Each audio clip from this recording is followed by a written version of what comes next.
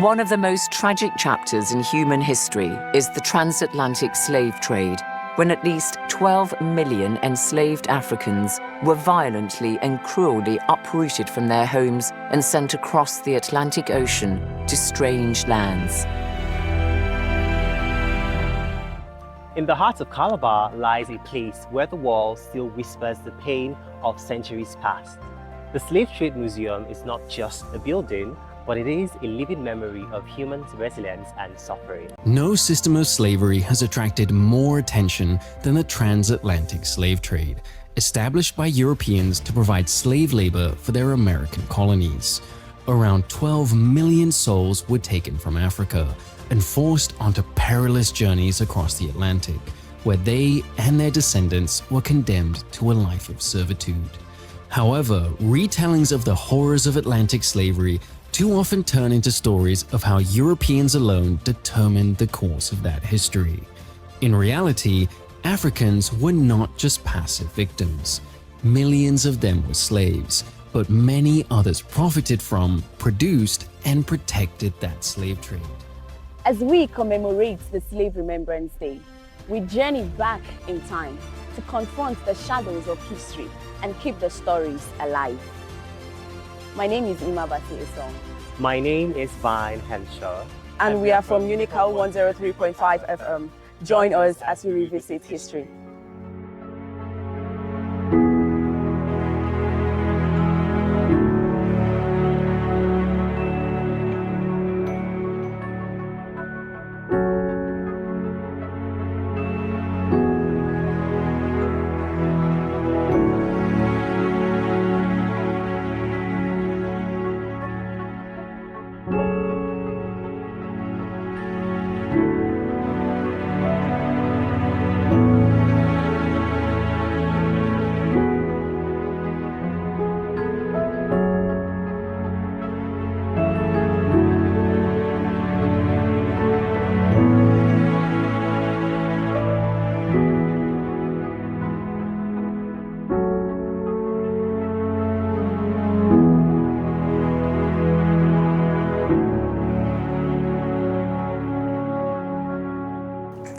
Good afternoon, Mark. Good afternoon. Good afternoon. Good afternoon. Good afternoon. So my name is Vine Henshaw. I'm here Busiest.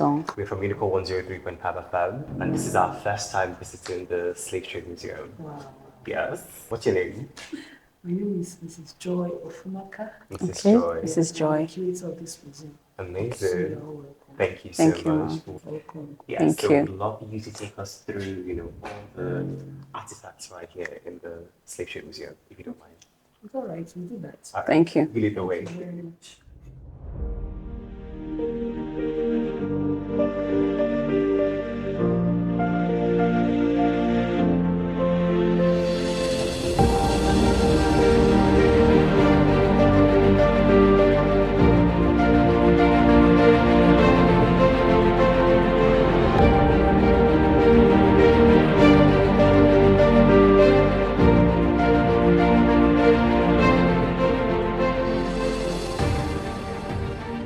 So how long has this Slave Trade Museum been open?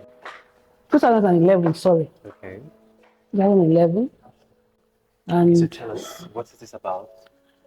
well, this is, sometimes when people come in here, they get very scared, thinking that we Very keep, scary, yes.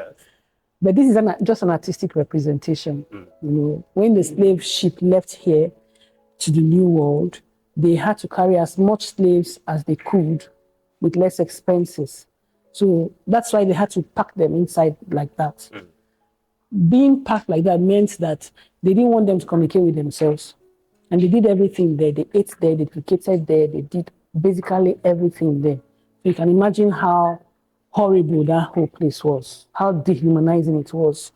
So the purpose of doing that was that they needed to pack as much slaves as they could, but with less expenses.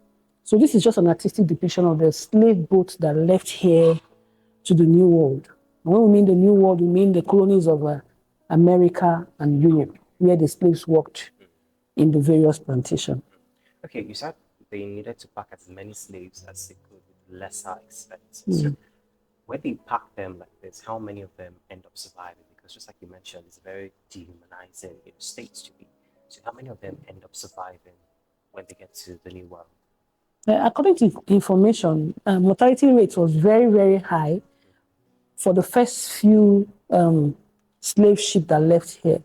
But over time, because you are coming to do business and you need to make some money out of it, so they devised ways of keeping the slaves in various partitions. The first ship came with 1 or 2 partitions, 2 deckings. But over time, they built bigger ships that had bigger deckings and partitions where they could keep the slave alive. But history has it about, for the 2.5 million slaves that left here, 1.5 died through the Middle Passage. This is the Middle Passage through the Atlantic Ocean. So we had about half of them dying. And history has that we're going from port to pick slaves.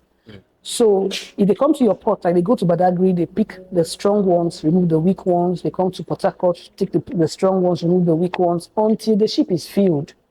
And most times the ships were always so filled that when they get to the Atlantic Ocean, during tidal waves and all that, they would want to decongest the boat. So they just throw you inside the river like that.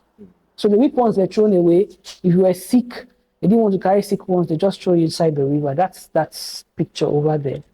And then over time, when slavery was abolished during the 18th century, the Act for Abolishment of Slavery was enacted.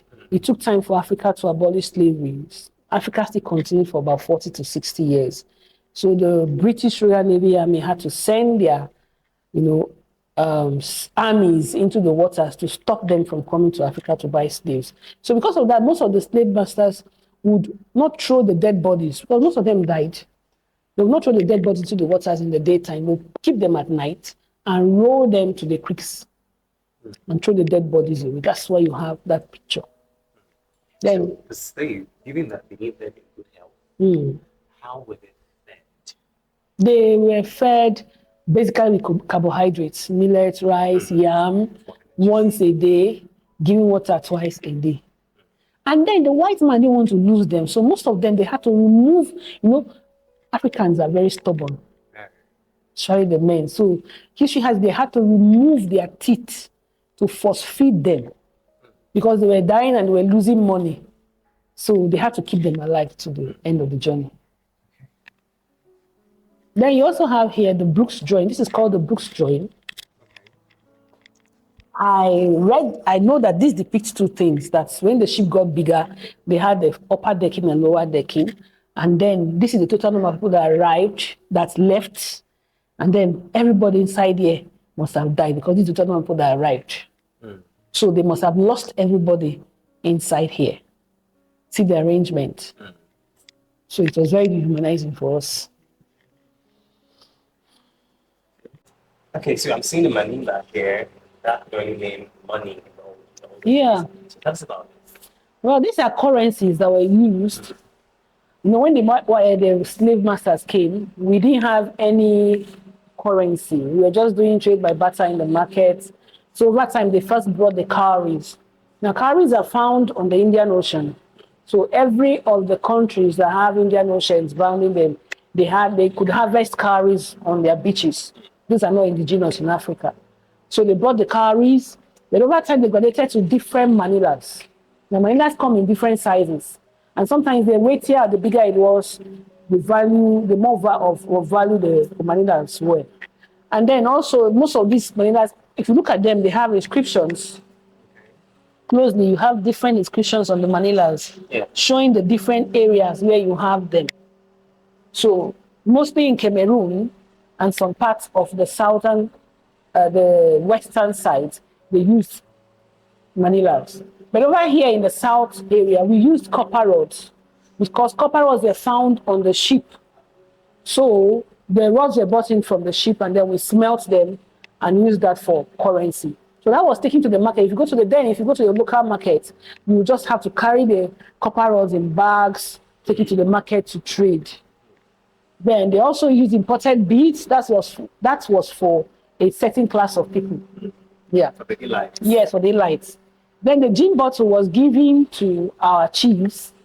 I've seen stories like that on the internet where they tell us how the colonial masters came and gave our chiefs a bottle of gin. Yes. Sold Yes. slaves for that bottle of gin. Exactly. You know, people love to drink. Absolutely. And the bottle was very enticing. We had not had that before. So that's what that 5 of that would get you a slave. Yeah, 5 of that would They get get you a it slave. one slave. Yes. Then the wooden mirror was given to the chief's wives because, you know, if you go to the Calabar homes, in those days, their prefab buildings had beautiful embroidered, you know, plates, all kinds of things. And you find that you see how beautiful that mirror was carved. So they were given to the chief's wives for slaves. So 5 of that also could get you a slave. You know, why this place was made a museum was because this was one of the forts, Barracoon, that was built by the white men, and this is how it looked like. Okay. So they kept the slaves here for about 3 weeks to 4 months to get used to the hard life, and then they will now move them. Now, when they arrived in the New World, they would place an advert, you know, like to advertise commodities. So we're treated like commodities. So you put an advert for them that this number of slaves just arrived. Like you have this, I think this should be in Charlestown. So we had 2 women and 5 children who just arrived. Once they placed that an advertisement, people would come to the beach where the slave ship arrived.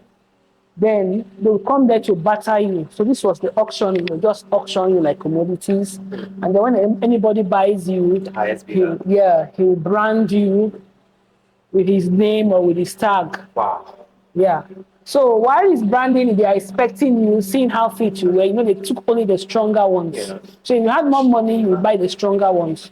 Yes, inspect you, see how healthy you were. And then we have the shackles, which you will see there. The slaves coming in from the interland. This is how they were bound from the interland, and then they are right here. So on arrival to this very place, you have the Sumba Beach. You know, the white men didn't live with us on the interlands.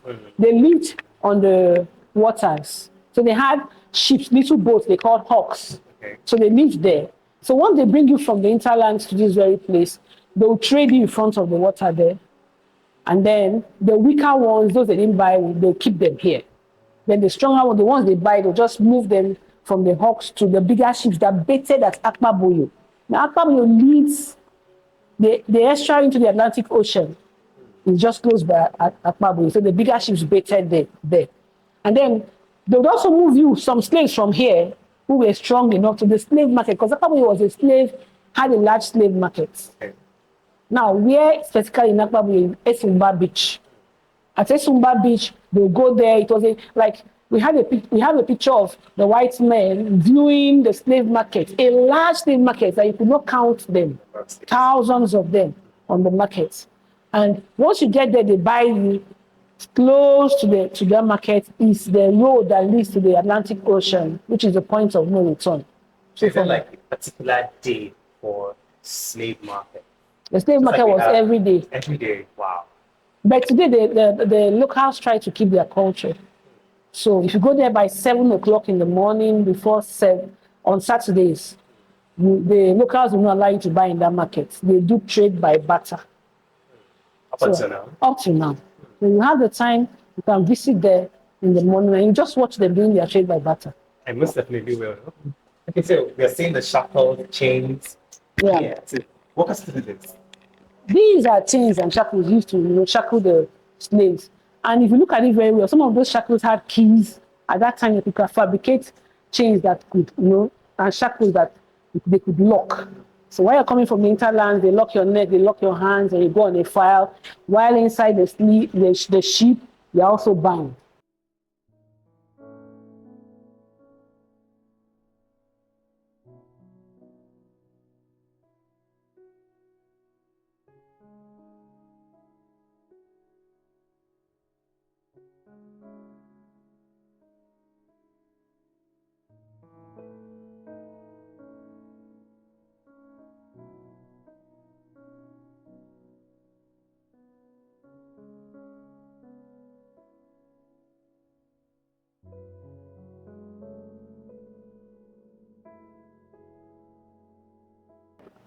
Okay, so what is through this word of facilitator? Okay, when we say facilitators, we mean those who facilitated the slave trade, you know. It didn't just happen like that. They had people who were, you know, involved in this act. And you have here Chief William Sariki Abbas, and he was formerly a slave boy. He became a slave middleman, a slave master, a slave merchant. He became so wealthy from, you know, that business, the business of slavery. He also owned the first story building in Lagos. And then his house today is used as a slave museum. So if you go to Badagry, you go to his house to, you know, see all of the shackles for slavery. Then you also have, let's talk about King Eyo Honesty. King Eyo Honesty was the king of Creektown. Very popular name here. Yes, his initial name was King Eyonsa. But because he was very, very honest, when the white man come to buy slave, they leave change, he would keep the change for them till they come back. So they now changed his name from Insa to Honesty. Yeah. Interesting. Yeah, and he was very wealthy. His palace still stands today in Creektown. I know his descendants. Okay. Then you also have John Hawkins. Sir John Hawkins was among the first British who came to Africa to do buy and sell slaves, especially here in this area. He was so wealthy that, you know, he introduced the slave trade to the Queen of England, as I read, and they made him a knight in the Catholic Church because he even has, you know, an area named after him. He has a flag, and on the flag are chains and shackles showing that he was one of those, you know, who did that. And he has never been punished for doing that. He was never punished. He's late now. Then you also have Humphrey Moore, who was the governor of the Bank of England, that gave loans to these persons, Juliana, Captain Huscrow, John Hawkins, to come to Africa to buy and sell slaves. So he made quite a lot of money from that act. The industry where the slaves worked, they worked in the cotton plantation, sugarcane plantation, tobacco, tea, you know, all kinds of plantation. But the worst was in the cotton plantation because, you know, cotton is difficult to till. Yeah. So they work from morning till 12 midnight, and then they come back to the factory from 10 morning till 10 at night, go back to the factory to sign the cotton to 12 midnight. Then they now go back to their cabin. And they slept for 5 hours. So that continued for 400 years. And then while you're coming back from the cotton plantation, your basket must not have any dirt or debris inside. So if they find any dirt or debris and you didn't select your cotton very well, you flog you 25 strokes. If you disobeyed your master, they'll give you 50 strokes. If you refuse to walk, even when they locked your legs and you try to escape, when they catch you, they give you 100 strokes. And the marks will be on your body till you die. And then those who had a little bit of skill, you're allowed to walk inside the house as carpenters, house help, you know. And these were the ones who were the informants for those who worked in the field. They also are the ones who bore the mulattoes that we hear about. Yeah. Then you also have the gagman. He probably worked in the sugarcane plantation. So they had to lock his mouth so that he would not taste of the sugarcane that he was stealing. Okay. And you know, Nigeria then was divided into the Bight of Benin and Bight of Biafra. So look at the Bight of Biafra having the highest number of slaves that left here. So if you probably do a DNA test on those Black Americans, you can trace them here. Yeah. And a few of them are beginning to come back. We have few coming back to take our indigenous names, you know, to be a part of here. I mean, just to feel the culture. Yes. Then you have the way a slave is treated in the Benin Palace. While inside there, they treat you as a slave. Some of them were eunuchs. But you know, over time, you could buy your way out of slavery because you were here. You own a home, own a farm, they let you go, except you are a eunuch. And in those days, our kings used to bury their slaves with them. I used to hear stories where they say most kings are buried with the heads or bodies of slaves. Yes. How true is that? It was true. Sometimes those slaves willingly give themselves for their masters. So they just know that they are meant to die with their king, and they make themselves eunuchs, no wife, no children, no nothing. You know, when slavery was abolished, the North of America, let's use America, accepted abolishment, but the South refused because most of the farms were situated in the South of America. And because of that, most of the slaves were now revolting and trying to run from where they were to the North. Because once you get to the North, you become a free person. Yes, that's what the Abolishment Act said. That once you can escape from where you were and you get to a certain nation, you are declared free. So most of them were running away, they voted against their masters, but they were caught. Because you're running by foot, just with foot. And so you can't run that far. Distance, yes. So and when you are caught, you are punished, tied upside down. The essence of this punishment was to make you die slowly. So you feel the pain. And then those who see you like they're hanging this man, everybody's there watching. If you do that, this is what we meted on you. So he kept them in check, kept them scared and afraid. And then Harriet Tubman was able to escape. She ran from the South to Pennsylvania. She became free, came back freed her mother and her father, came back again, freed about 750 persons. Wow. So we got her as the hero of slavery. And there's a film about her, Harriet.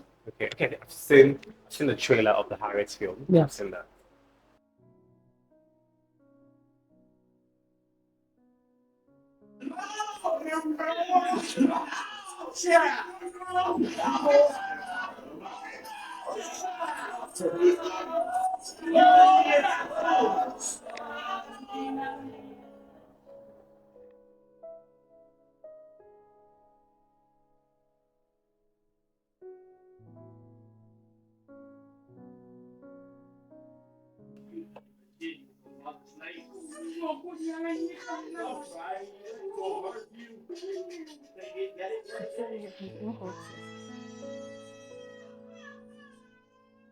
Okay, this is the dark room. We call it the dark room because we believe that for 400 years, Africa was at a standstill. Africa was dark. So we want you to have the effect of the darkness of Africa. Sometimes when people come here, they get scared. They put on the light and say, no. Just feel how Africa was when slaves were taken away from here in their numbers. So at first arrival to the New World, where you have the slaves arriving in the New World, they had to come here to the time of uncertainty. They had gone through the torturous journey for weeks and months through the pains and the torture. So here they were crying. You can hear the sound.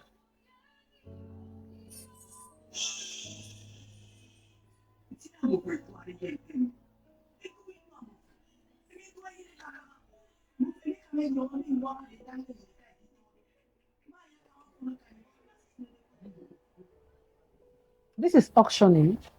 So once you leave the coastal area where the boats arrive by the seaport, they mainly take you to the auction markets where they trade you and barter you like commodities. So they just put the slave on top of the box and then they auction you. The highest bidder will take wherever he or she buys.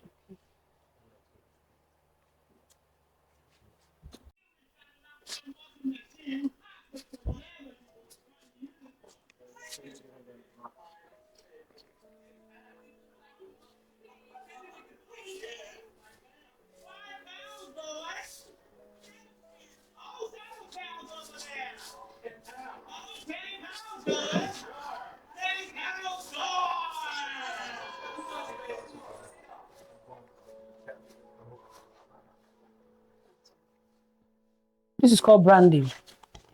So from here, they'll put the hot knife on fire and give you a mark.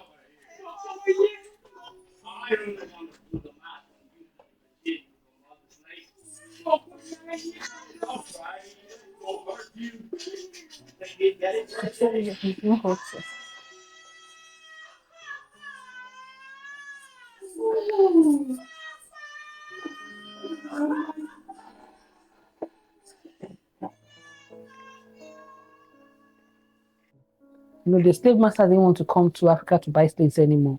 So they had to start breeding the slaves in the plantation. So once they meet you and your child, like that little boy there is enslaved, the child get to a certain age, they will now sell you off to another plantation. So because of that, they lost their culture, they lost their identity, they lost their languages. and there was too much separation from their roots.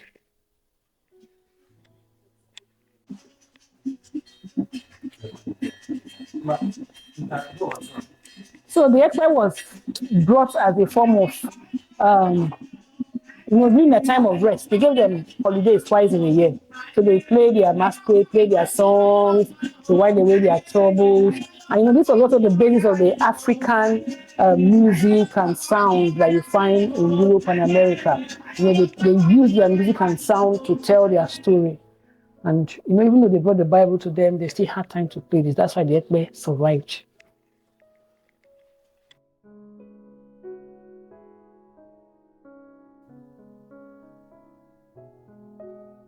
So those who are trying to escape by foot, like I said earlier, where will you run to? You run by foot and they come on you with their horses. So most of them were caught. And then when you are caught, it's less trying to escape. Yes, it's trying to escape. So when you are caught, you are severely tortured and beaten for trying to escape your master.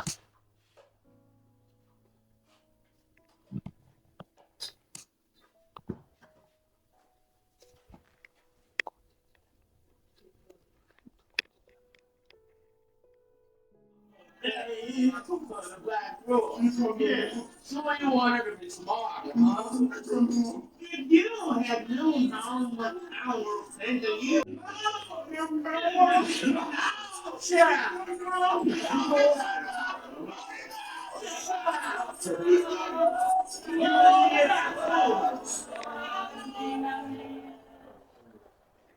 On the 1st of May 1807, slavery was abolished.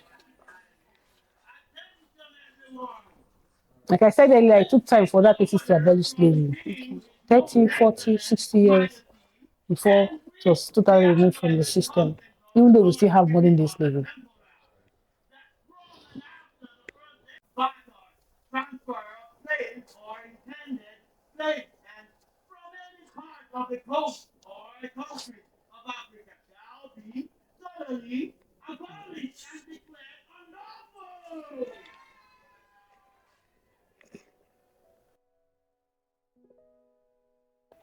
So over here we have the final gallery, and this gallery is more about ancient art traditions. And we try to tell the fact that before the slave masters came in to start picking and carrying our people away as slaves, that we have our own civilization, which was evident in our works of art. So from Nok to other works, you have various civilization periods. And if you look at the timeline of Nigerian art, you see that from earliest Nok started from 500 BC to 200 AD. So BC means Before Christ. yeah. So we had our traditions and our civilization in our works of art. Fortunately for us, we didn't know the value of what we had. And most of these things, even if we knew the value, because we're part of our cultural system, the white men saw the value of these objects, and most of them were carted away to their museums. So all over Europe and America, you have works of art from our country being exhibited as part of their museum pieces.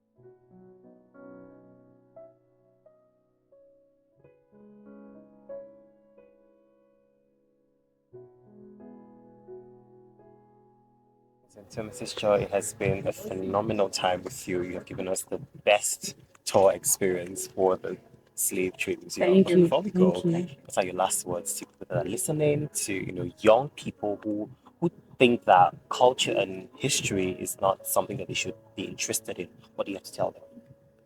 Well, I keep telling the young people that when you come to the museum, you come to study, you come to share knowledge, reflect on the issues you see in the museum. So it's museum coming to the museum is one of the best things that could ever happen to any person, because your history is very important. Without your history, you don't know where you're coming from. I'm not sure you can have a direction. You know, I tell young people that if a white man comes into a certain location for the first time, the first place he visits is the museum. Because when you get to the museum, you can virtually understand the culture of the people when you visit the museum. But unfortunately, most of our youth have lost interest in coming to the museum, in knowing more about our culture and our heritage. It is very, very necessary because it defines you. It brings you out. And it doesn't matter the profession you come from. You could be a medical doctor, you could be a scientist. You can still have a better experience in the museum, and the museum can still shape you to be a better person in your profession. So it's very, very important that the young ones show interest. I believe in the young people a lot of this nation, so I try to gather them. Most times you see them around me and I keep talking to them, and a lot of them have learned to do things with their hands they've not done before. Yes, they've learned to see that you can use the museum to do contemporary work and you can make money out of it.